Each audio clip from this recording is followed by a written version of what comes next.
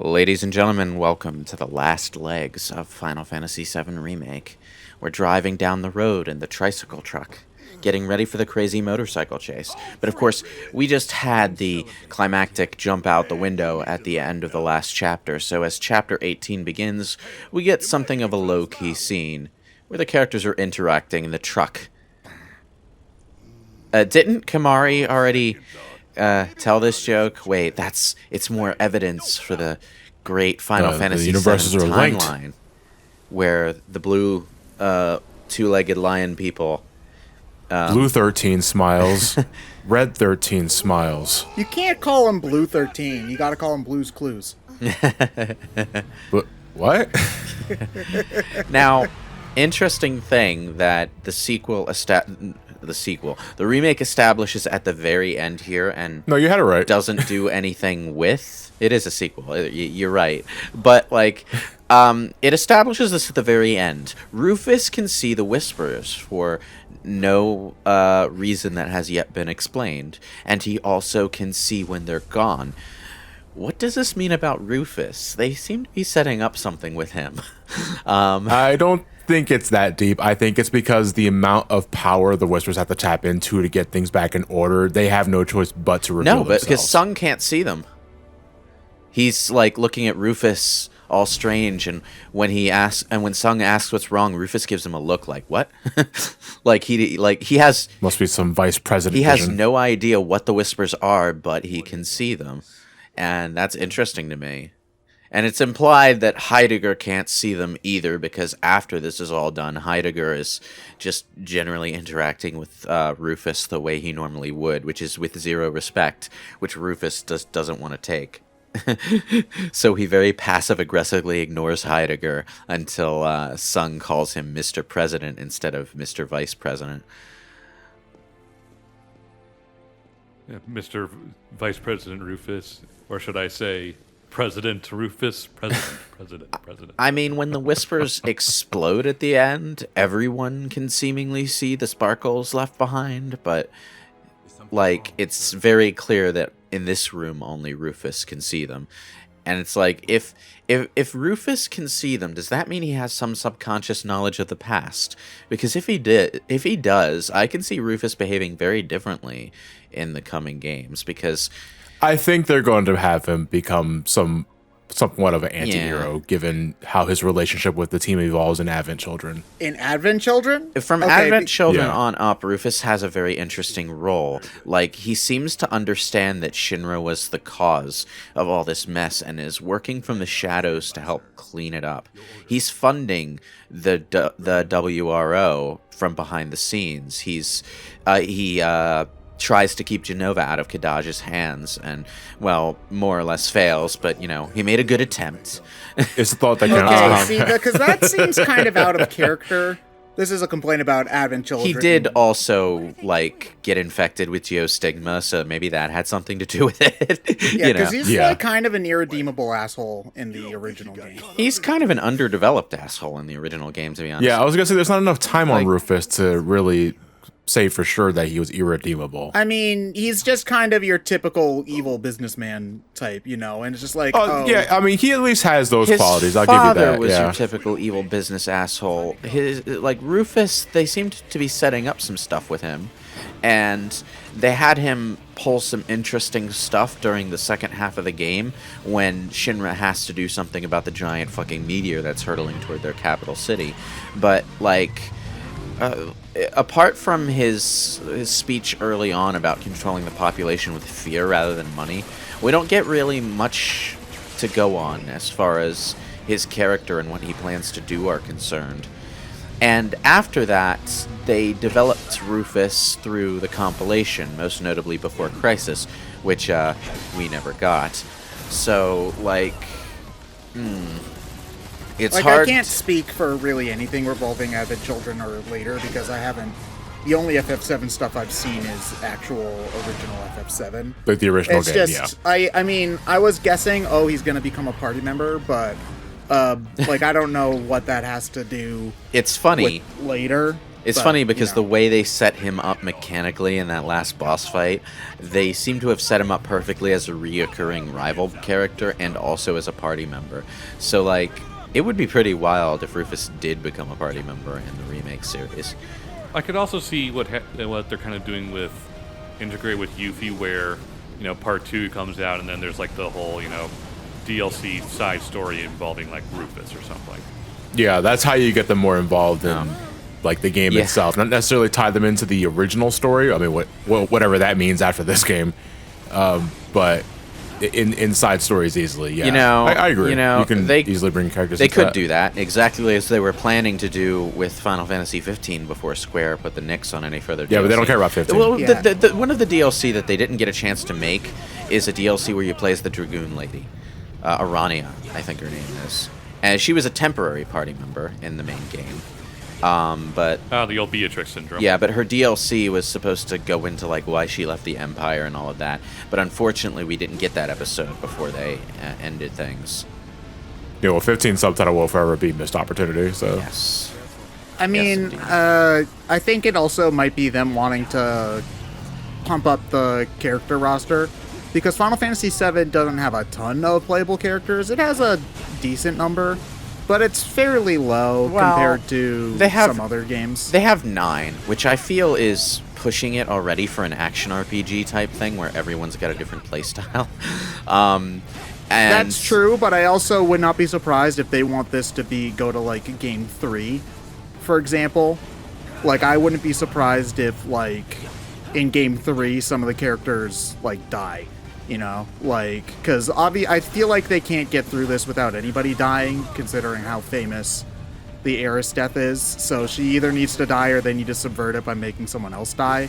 So assuming nobody dies, let's set the bar low. Assuming nobody dies, and they had the intention of adding more characters. We already mentioned Rufus earlier. Who else would they even consider? Let's see. That's a good question because they could bring back Biggs. I could see him being interesting. One of the God, what is their name? Rude and Friends. There's already Yuffie's. There's already Yuffie's AI partner from Intergrade, Solon or whatever his name is. Right. Yeah, Sonon Kusakabe, I think. Who I think he's just going to be a test grounds for making Sid. If they want a new villain for the final story, Sephiroth. And I mean, I know that sounds stupid, but they could absolutely go there. Genesis could come back. What about, I know they probably wouldn't do it, but what about that Roche guy they introduced earlier in this game? That's possible, but might be redundant with Cloud in the party. There is another possible inclusion. What's her name? Shuriken Cisne. From Crisis Core, yeah. We never found out what happened to her after all that. But of course, no, she just kind of vanishes. We're getting ahead of ourselves because, like, at the end of this game, they established 2 potential timelines for sequels. So if Cisne were to appear anywhere, it would be in the Zack timeline, wouldn't it? Yeah, I guess so. Zack's dead, but they could resurrect Zack somehow. You'll see at the end, Ted. We'll actually get to. Oh God, do they really do that? No, actually. Well, he's dead in this timeline already. That happened months ago. But the start of this game is exactly the same as the original, so Zack is dead. But destroying the Arbiters of Fate has some implications for other timelines in the multiverse. So he could be not dead in a different timeline? Yes, exactly. Yeah. Which I guess isn't that far-fetched, considering, Well, the there is entire no could be about it. He is in another timeline, still alive now. But okay, but they would have to have timeline jumpy.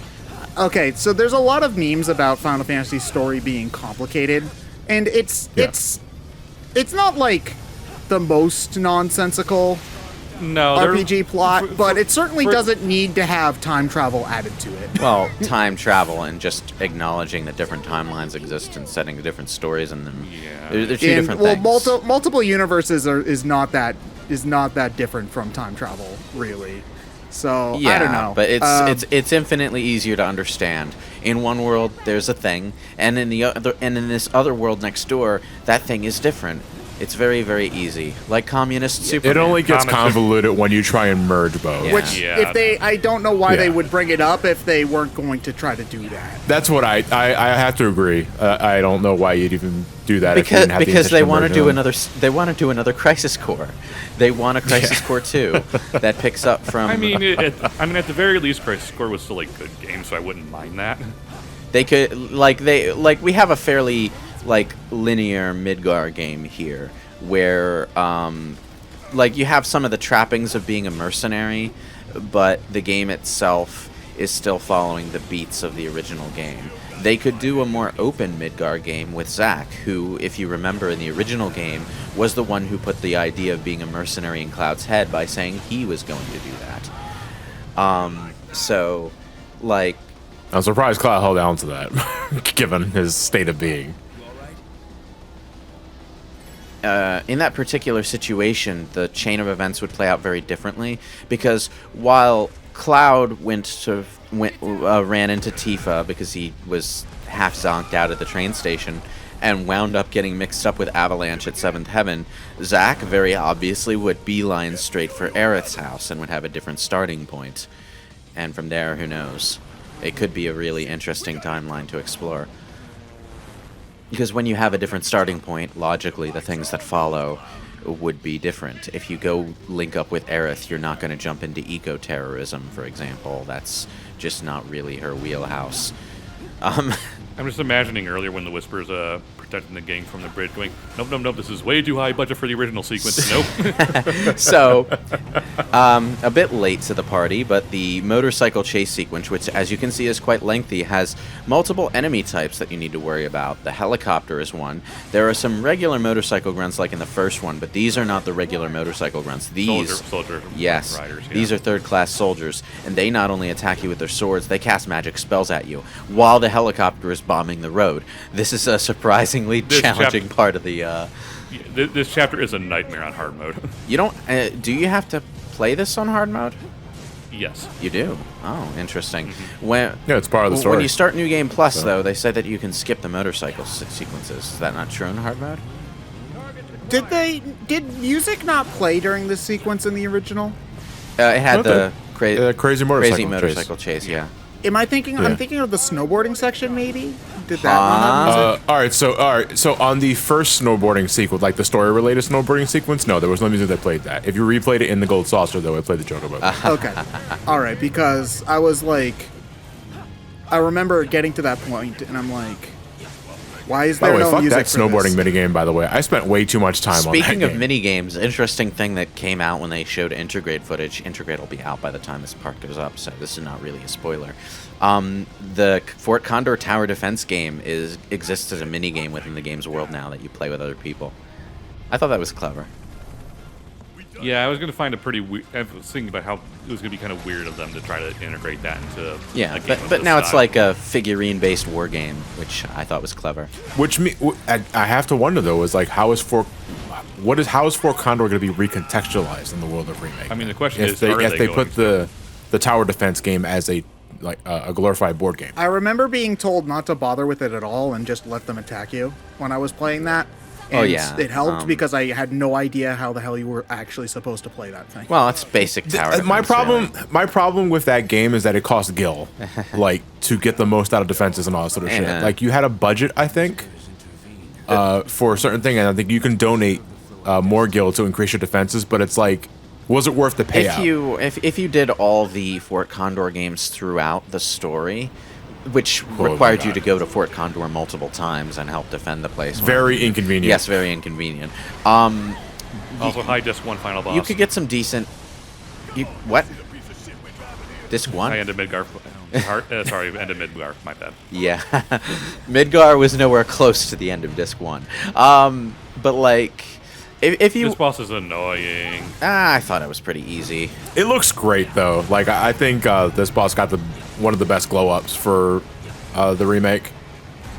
Well, as a rule, anything that has HD spinning wheels in the PS4, PS5 generation is going to look nice. because of Just looks great. I just like looking at the wheels. because of the way we handle that kind of motion in graphics now. It looks freaking amazing every time. But like this boss is not difficult. You take out the wheels and then you just wail on it with your sword, and its stagger percentage. My problem is that it takes too long. Yeah, well, its stagger percentage goes up with every time you hit it successfully while it's staggered. So it takes less time the further into its health bar you get. You just have to, like, not hold down gas like I'm doing like an idiot right now, and know when to let go of the gas and let yourself fall back, you know? It doesn't take very many... Ooh, that was close.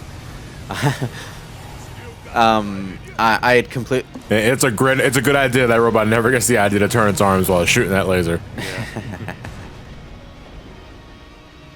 I do like Motorball. It's probably a good thing that it's been relegated to side boss here, though, because considering what follows, it would have been really out of place otherwise. But you know, I mean, they had to, because it was kind of the first thing that I popped up when I realized that this game is ending in the Midgar section. It's like, Motorball can't be the final boss of the fucking game. it'd be funny if they did, but I mean, sure. And I guess it wouldn't be that shocking knowing that there is obviously going to be multiple episodes after this game. But for a final boss of an episode, Motorball, it does also show off a lot of stuff for this motorcycle sequence that they just flat out wouldn't have been able to do in the original game. Yeah. So it serves a few purposes. I kind of wish I had Paper Mache Cloud though as a extra DLC skin, because holy fuck, that model on the motorcycle minigame was awful. I like how this thing can self-repair its wheels every 30 seconds, though. It's kind of... Oh, now it starts selectively casting barriers on its wheels, which go away arbitrarily. I don't understand that part. It kind of just delays you, really. yeah. Motorball. Always motoring away from the inevitable. Where are you going, Motorball? What's the rush? As soon as you get past 400% on the stagger bar, its HP starts dropping really fast. 500%. So one more. Yeah, one more pass and it'll be gone. I will say that the background with all the whispers flying is kind of cool, and it's the first time in the entire game where they've been graphically pretty to look at. Yeah. And they remain pretty to look at, right up until the 3 primary colors attack you. Oh, God. The dreaded primary. I like the final boss, but the boss right before that against the giant Whisper Heartless guy, which is the one point where even I will agree this starts to feel like Kingdom Hearts, is not good. It's not good. It's not bad. It's just it kind has of one interesting idea that doesn't really tie into anything, unfortunately. It's basically a giant cutscene battle, to be honest. But like it's a prelude. It's okay. To the main event. It's serviceable. It's got gameplay attached to it. I enjoy it. But then it's followed up by Sephiroth, who's like the best boss in the game. So, yeah. It doesn't really hold a candle to the stuff directly surrounding it. We get this amazing motorcycle sequence. Then we get the Whispers boss, which was kind of bleh. And then we're fighting Sephiroth, who's like everything you could have ever asked for in a Sephiroth boss. Oh, that isn't like a mutated abomination, basically. It's basically or a cutscene boss that's over once you breathe on him. Yeah. Yeah. And Motorball is down. We did it. We beat the game. Well, now, one of the most interesting details in the original game, which is still here, is the way that the highway just sort of terminates at the border of Midgar, which suggests that Shinra had plans to actually establish a highway out of Midgar to the like other towns that they just never followed through on first. Yeah, I was gonna say, where else would they go though? Because the only other places outside of Midgar in the immediate vicinity is the village, Calm, and the Chocobo Ranch. To me, it suggests that like when they started building Midgar, they weren't actually like aware of how bad the effect on the environment, on the surrounding environment would be if they stuck 8 reactors in a single location. Yeah.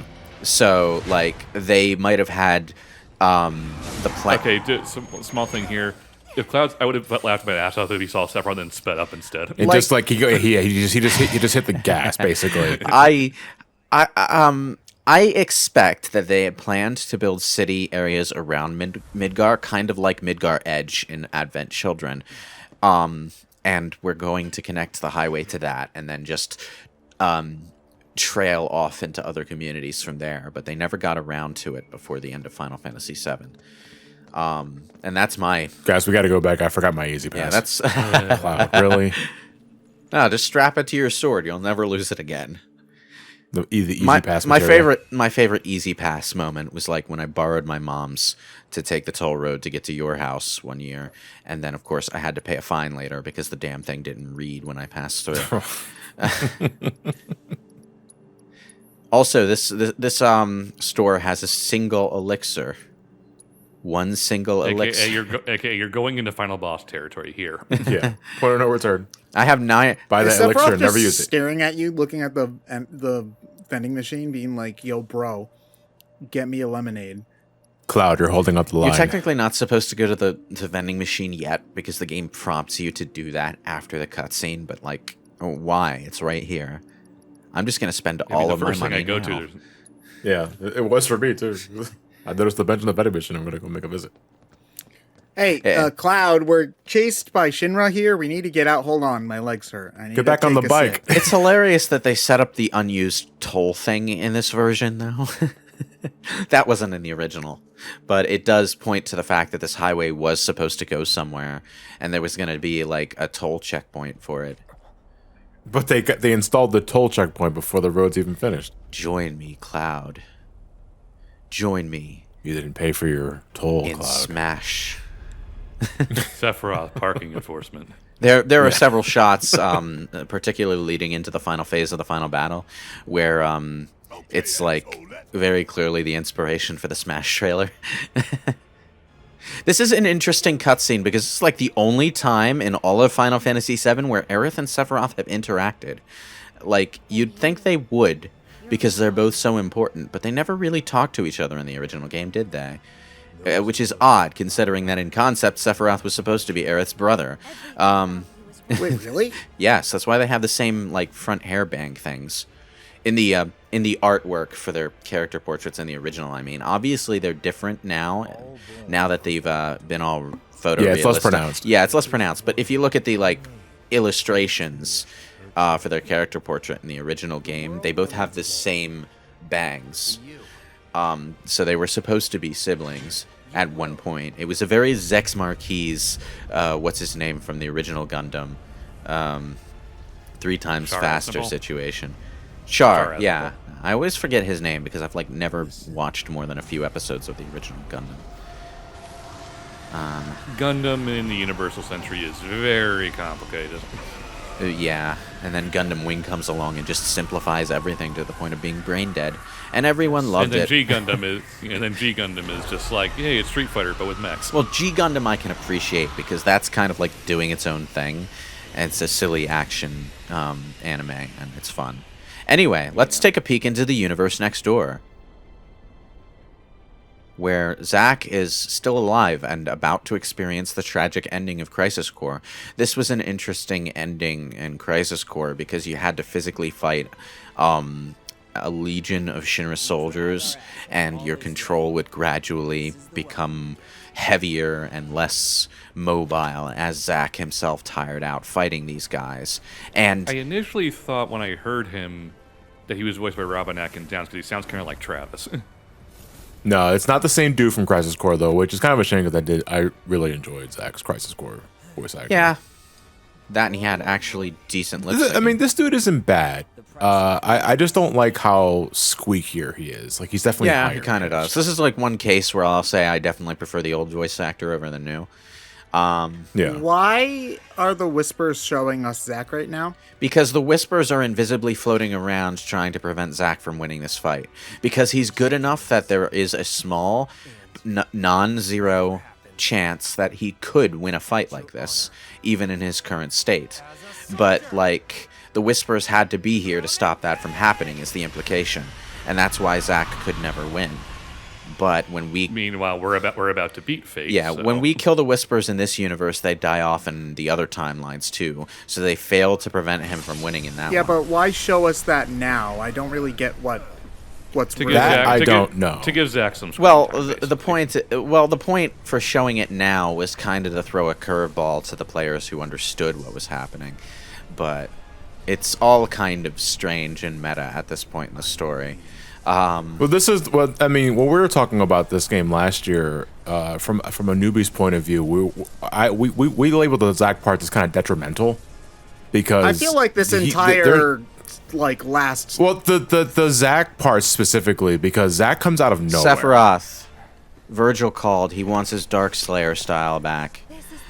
Oh, okay. There you go. So he wanted his long The hair whole back, but- slashing open a portal with his katana and walking through all stylish and cool is something that Virgil did in DMC Devil May Cry, and then canon Virgil stole in Devil May Cry 5. I mean, took back.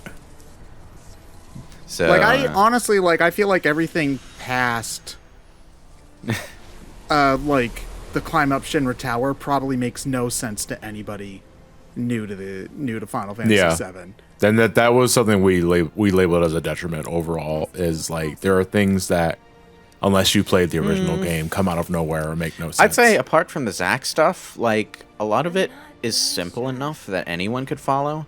The Zack stuff really does come out of nowhere because you need to know who Zack is in order to Yes. actually know who you're looking at there. It's who's this weird spiky-haired blonde brown-haired guy, and why Cloud why does he have Cloud's sword and exponentially less cool shoulder pads?